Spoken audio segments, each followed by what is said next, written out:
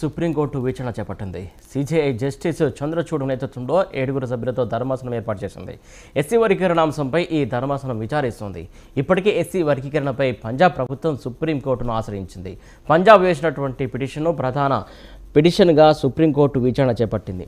ఇక ఎస్సీ వర్గీకరణకు అనుకూలంగా వ్యతిరేకంగా పలు పిటిషన్లు సుప్రీంకోర్టులో దాఖలయ్యాయి.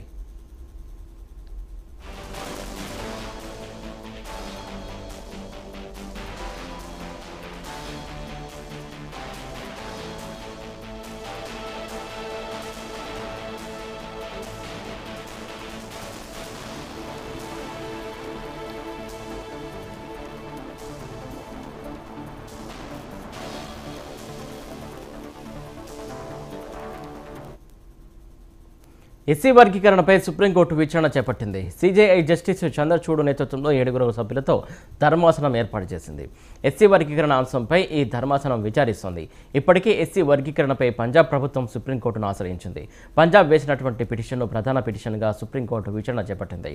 ఇక ఎస్సీ వర్గీకరణకు అనుకూలంగా వ్యతిరేకంగా పలు పిటిషన్లు సుప్రీంకోర్టులో దాఖలయ్యాయి.